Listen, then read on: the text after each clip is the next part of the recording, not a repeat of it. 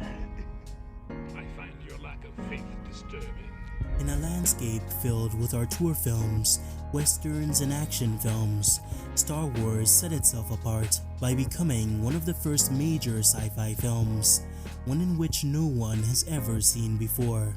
Eventually, this film spawned one of the biggest franchises of all time, developing several TV shows, movies, games, music, and books. The story of the development of Star Wars was a long and tedious journey, filled with rejected story ideas, vastly different character designs, and props that evolved over time.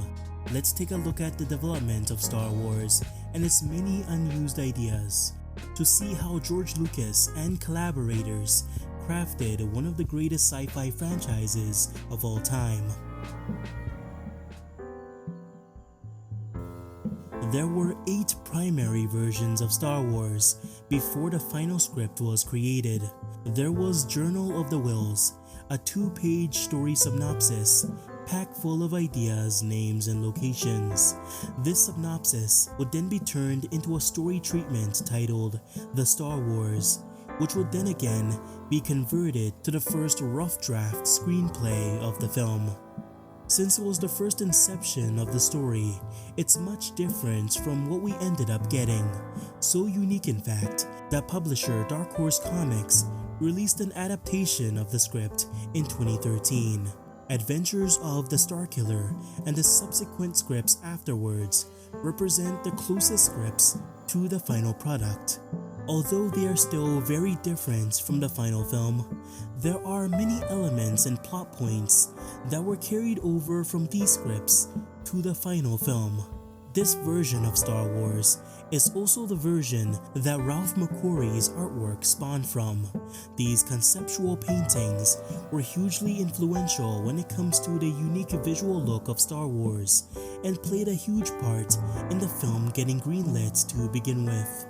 We also have to thank costume designer John Molo, who also influenced the final design of many characters.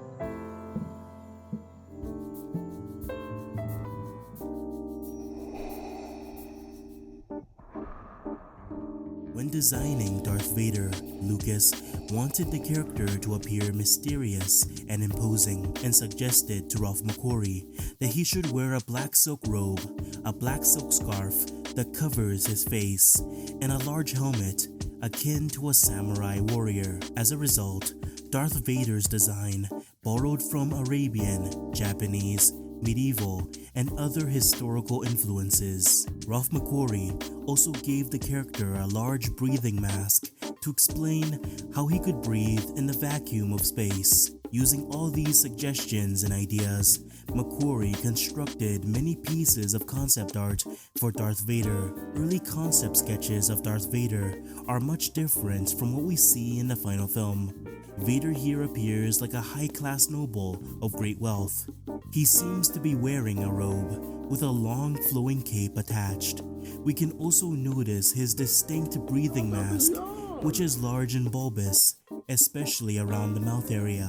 His hair and some of his skin appears visible, revealing how Darth Vader at this point in time is not severely scarred and disfigured. This design clearly borrows from Arabian influences and appears like a character you'd find in works like Dune. These Arabian influences can also be seen in this illustration. Darth Vader appears to be wearing a large dark robe that flows in the wind.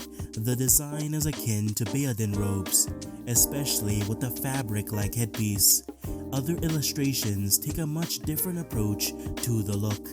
This illustration resembles Vader's final design more closely. His cape is still present, however, his kabuki-like helmet is more pronounced, and the skull-like mask helps Vader appear more menacing and dominating. Using McQuarrie's concept art as a template, costume designer John Molo crafted his own unique takes on the look. These pieces of artwork take a much more medieval look to Darth Vader's design. Vader's armor here appears like something worn by a European knight, We can also notice that he's wearing a large cloak that conceals his whole body, adding to the mysterious aura of his character. You'll notice that Vader in these illustrations appears to have some kind of triangular-like symbol on both his forehead, his stomach, and his back. Early on, this may have been the original symbol for the Empire, but was later changed in the final film.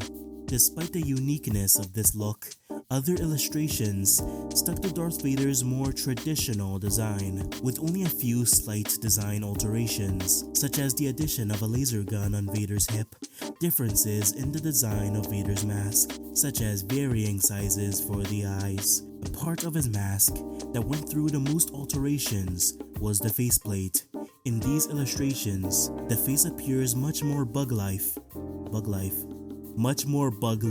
in appearance, which helps Vader appear much more creepy and unsettling. At some point, Darth Vader's design would be finalized, although you can still notice tiny differences in terms of the cape and mask. These two illustrations most closely capture Darth Vader's final look, the only real difference being the shape of the mask. One thing you'll notice in these illustrations is just how large and dominating Darth Vader is. This is actually due to the perspective of the drawing, an element of the drawing that inspired Lucas and the crew to depict Vader as towering in height. Due to the fast-paced nature of the development of Star Wars, McQuarrie had originally designed Vader to be shorter in height. This is shown through the illustrations, which depict Vader as smaller in stature.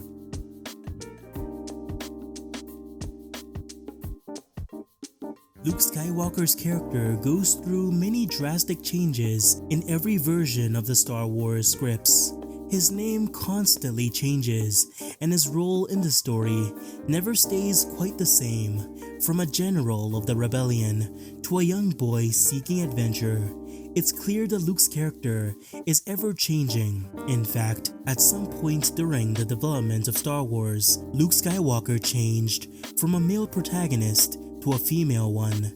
Her role in the film wouldn't have been much different from Luke's, but there is a chance she could have had a romantic subplot with Han Solo, making her a pseudo stand-in for Princess Leia. This female character's personality and name is unknown, but we do know that Lucas eventually cut her out of the film in favor of a male protagonist.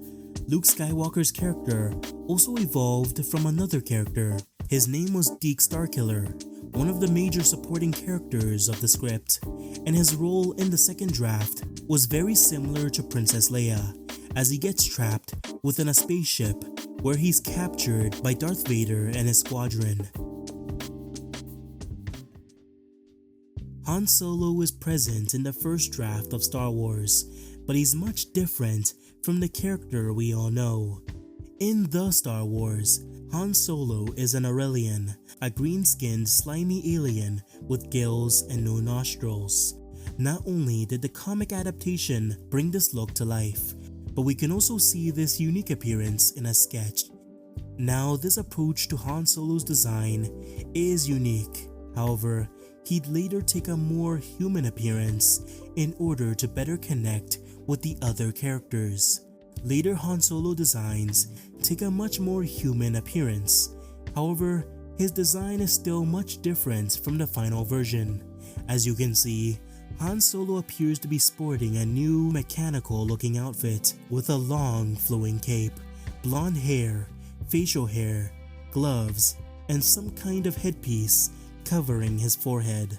Once again, this design is incredibly unique and eye-catching, and perfectly fits in with the retro sci-fi fantasy vibe Lucas was going for. Han Solo wasn't the only character to go through these radical redesigns, however.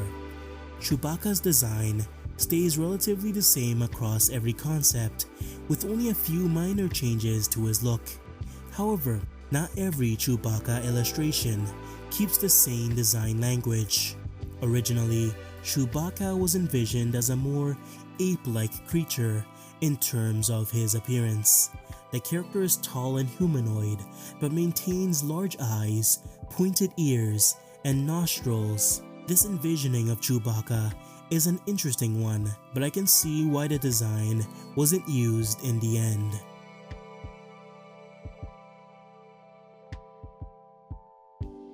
R2-D2's design stays relatively the same across every piece of artwork, with the only real differences being the changes in color palette, the addition of robotic arms on the body, the addition of a third leg, and the removal of legs entirely, opting to use a giant wheel to move around instead. C-3PO is one of the more humanoid-looking droids, at least in the first film.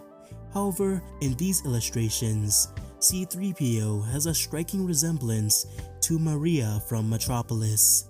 McQuarrie tested out many variations of the face. Some looked very robotic, but others took on a more uncanny human resemblance. These illustrations very much fit in with the 1960s and 1970s envisioning of what futuristic robots would appear like. This Art Deco inspired look for C-3PO really captures the original envisioning of the Star Wars universe. The lightsaber is one of the most iconic fictional weapons in the world. Its look and sound design have become iconic within pop culture, and it allows for countless unique redesigns and applications. However, during the development of Star Wars, the lightsaber had two small differences that made it fundamentally different from the ones in the final film. Early on during the development of Star Wars: A New Hope, the lightsabers were not referred to as lightsabers at all, but laser swords, and these laser swords were not unique to the Jedi and the Sith. No, early on, these weapons were a common tool used by many people. As you can see in the illustrations, lightsabers were wielded by stormtroopers and other characters like Han Solo. Much like the laser guns, laser swords were a common part of a fighter's arsenal, which in a way made them feel less exotic and special. One other major difference with the lightsabers was the design. As you can see, the light on the saber starts out bulbous and then proceeds to compress and become thinner. This is much different from the final design, which is straight all the way through. The reason the lightsaber's design was altered in the end was due to George Lucas's vision for the weapon. Lucas wanted the lightsabers to be very dangerous weapons that one needed to handle with great caution. As a result, he wanted the lightsabers to appear heavy, requiring strength and dexterity to use effectively. That's why lightsabers in the first film appeared bulky and hefty. This design for the lightsabers would not have fit in with what Lucas was going for, as it appears much more lightweight and easy to handle. Stormtroopers also went through many design alterations, mostly having to do with their mask. The masks themselves don't change significantly, however, some do appear more unique than others. The rebel soldiers also went through significant changes in their appearance, with some having a striking resemblance to stormtroopers, as Ralph McQuarrie changed which sides the designs were affiliated with. Most of these helmets take on a fighter pilot-like appearance, and this concept represents the most unique of the designs, once again appearing like a proto-stormtrooper in its look. Originally, in the early stages of the film's development, the characters were meant to visit the Imperial City known as the hub for the Empire. This city was later cut out of the film and used for The Empire Strikes Back. As a result, many of the scenes that were meant to take place on the Imperial City were replaced by the Death Star instead. You may notice that in these illustrations, the ship here is replaced by the Millennium Falcon. This ship was referred to as the pirate ship and was Han Solo's main vehicle in the film.